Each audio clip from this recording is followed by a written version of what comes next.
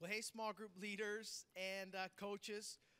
Welcome back to another small group training night. We're glad you're here. I happen to have the opportunity to sit with the other campus pastors might argue with you, but at the end of the day, they're going to know that I'm right about this. The coolest of the campus pastors, Greg Bradshaw from our Crystal Lake campus. And Greg, they gave us a topic for this training on apprentices. Never heard of it. Never heard of it. Don't you feel a little bit? I feel like, are we talking about apprentices again? Like, are we really like blah blah blah? I came for the night. The whole thing is apprentices. How many times are you gonna jam me on this thing? Don't we keep talking about it like ad nauseum? We've done it a few times, but I know how it is for me. My wife's got to tell me about 10 times the same thing before I get it. So it's not surprising that we have to revisit it again. That's perfect. And we're talking about it, right? Because it's that important. It is. It is. And I think we'll probably just keep talking about it till everybody has an apprentice. That's right. Every That's small right. group leader. So, Greg, let's start with this first thing. Why is it so important that as a small group leader, I have an apprentice? Why is that so important? Yeah. Well, as you guys know, we're all about discipleship, and that's what God's called us to do. And we talk about what discipleship is, and the two non-negotiables in small group ministry: mutual ministry, caring for one another, and multiplication. And apprentices are important for both. I think sometimes we think about apprentices always about multiplication, and certainly that's about that. But as a small group leader, I really want to care and help the people in my group, and I can't do it all myself. That's and true. I'd love to find someone else that can come alongside. I can share ministry, share leadership with to really help grow these people up in Jesus. So I think that's the first thing as an apprentice. I really want to have someone to share the ministry and help me really disciple and care for these people. But certainly multiplication is very important. Healthy things multiply. And so I want my group, I want our people in our group to be inviting people. We want to be growing, and we need to share what we're learning with new people. And we're going to have a group that's going to have to multiply here soon, and someone's going to have to lead them. And so we must have somebody ready to go. And so I think that's the two really those important reasons: mutual ministry and multiplication. Yeah. And you and I were even talking just today about the importance of multiplying ourselves. Like we've been entrusted with so much that we want to give it away, right? All that the Lord has given to us through His Word and all the relationships we've had. And I think that's true for every person. That's right. That I would want to give away whatever it is I have. And so to feel like I've got a person in my group who seems faithful, available, teachable, they have high character, they love the Lord, they love people, not perfect, Right. not by any stretch, Right. but somebody who seems like they're ready to go, that I would have this chance to just pour into them whatever I've learned about being a small group That's leader, right. right? Yeah. Like, Yeah.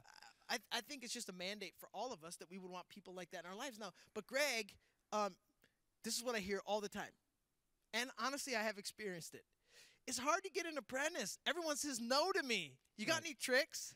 Well, I think the first thing is you have to model good leadership for people to want to step into leadership. And if you're a small group leader and you are doing everything for your group, you are leading every single small group discussion, you are setting up all the socials, you are following up individually with everyone, no one else is doing it, but you're doing it all. Who wants to follow that? I'm like, I can't do that. I don't want to step into that. You have to model good leadership to have people step into it. So being able to share the responsibilities in a group so you're not all doing it yourself, that makes it inviting for someone to step into it. And then the other thing is, I think, really helping people see what ministry is all about. We talk about Matthew 28:19, making disciples. This is what you were called to do. And one of the great opportunities of your life is to step into a role where you can have more influence in people's lives for the glory of God. And giving them that vision and seeing that, there's always a gap between who I am and who I need to be. And all of us felt that way when we became a small group leader. Any of you? That's right. Any of us ever That's said, right. "Oh, I'm ready for it"? We never No. are. But to have the vision and to see the impact and what God's calling you to is really important. And that's not developed in one meeting. It's developed over time in your group as you lead them towards that vision. But people will be more apt to step into it if they really understand that's what they're called to do. That's right. So, Greg, all right, now I get that I need to have an apprentice. I do want to pour out, and I don't want to do everything myself. So, and I got somebody now who said yes to me. And by the way, I think there's something important before we get to the what do I do. There's something important I think about how you ask someone. Yeah, I it's just true. don't think there's Very enough true. these days of saying to a person, hey, come have coffee with me. Hey, come dinner with me. Hey, come to my house and have a meal. We don't even say that Mhm. anymore. Or let's go out to dinner and talk. And maybe you're taking a couple out, you and your wife. Or maybe in your men's group, you're taking somebody out. Or in your women's group, you're taking somebody out. And just saying to the person, I see something That's in right. you. I bet people don't even say that anymore. And I think that goes a long way in going, you do? Right. You see something in me? Yeah, I see that you're a leader. I see people, when you talk, people listen. Right. I see that your love for the Lord is so real. I love how you're honest and vulnerable in our group. I see how you're modeling it, and I want you to do what I'm doing. I think that goes a long way in helping somebody realize their potential and their willingness to get over that obstacle of saying, I'm scared and I don't want to do it, to That's you right. believe in me. That's right. So now that I've got somebody to actually say yes to me and be an apprentice, what do I do with them? Like, how do I train them and develop them? Well, I think we talk about it in three ways. Number one is you have them watch you lead, and maybe they can give you feedback and help you become a better leader. And by doing that, they start to think about what leadership is and how are they doing it, and how could I do it better, and you can help me. And so just model it for them and have them kind of critique you and give you feedback. That kind of gets them in the mindset. Secondly, then you do it together. We talk about you watch me, then we'll do it together. And Mm. so you help them and you walk with them and you give them opportunities and give them feedback, and you kind of goes back and forth. And then the next step is you watch them lead. You give them the opportunity, let them do it on their own, and then give them feedback. And so that's kind of the three steps. Watch me lead, let's lead together, and then you lead, and then I'll critique you. And that's kind of I think, a great way to do it. That's great. I think some people like to use their apprentice for when they're gone.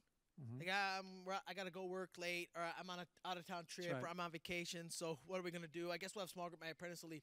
Is that a good idea to do that the first time an apprentice leads?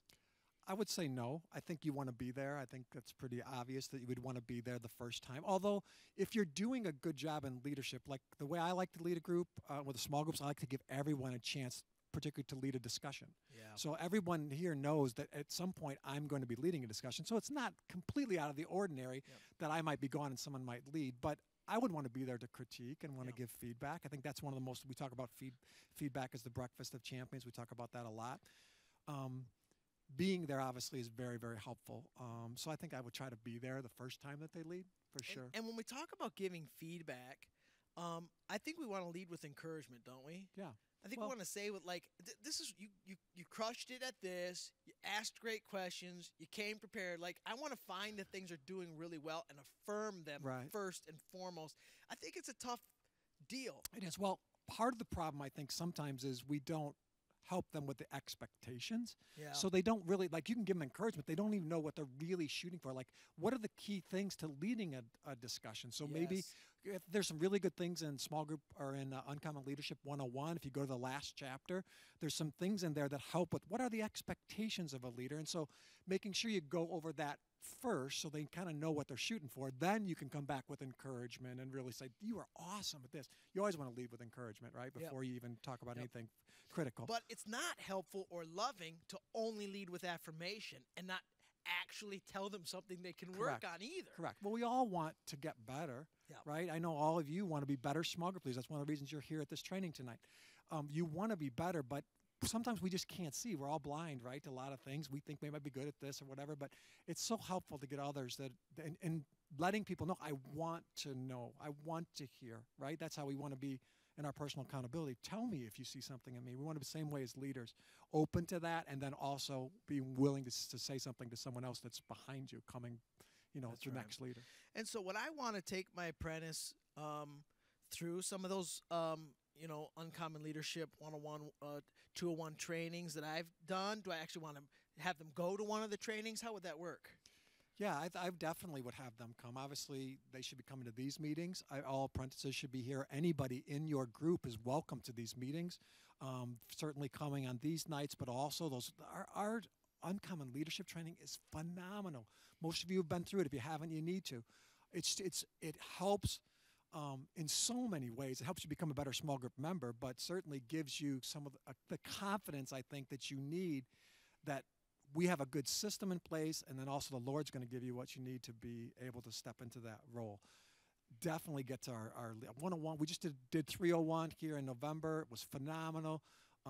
Everybody should be getting through those for sure. It's good. Yeah.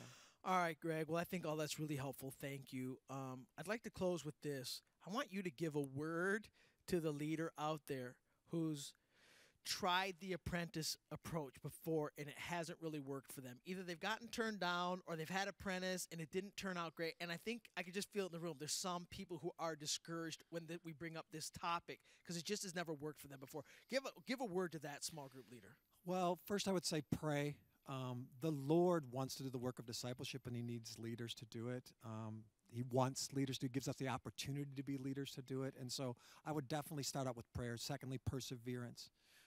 It is hard sometimes. I've been in a situation where it's been, I can't identify a leader, but stay the course on the work of discipleship. Let people know that there is a need. Really make sure, don't just keep going without saying there's a need, and put it out there to people, but persevere in what God's called you to do. People will watch your faithfulness and hopefully step into that. I would say oftentimes we wait too long to ask people because we think they have to be perfect, and I think you have to give people a chance to grow into leadership, and they don't really learn how to lead without trying it. And so I think sometimes we're just too slow to choose somebody and to really pursue someone. So be sooner rather than later on your approach to people. I think that will really, really help too. And sometimes people have to say no 2 or 3 times before God moves in their heart to say yes. And so it's not, go back to someone that maybe you talked to, 6 months ago and say, you know what, I still feel God could use you in an awesome way. Would you be willing to consider this? Go back to him, don't give up. It's awesome. Thanks, Greg. Thanks to all of you leaders who are here for this training tonight. We really appreciate you. We love what you're doing in our church. It's a really big deal. The work that you're doing of discipling other people, pouring into other people, coaching other people is very important ministry work, and we couldn't do this without you. So we just want to say that thank you to you. We love you, and we hope the rest of this night is really helpful to you.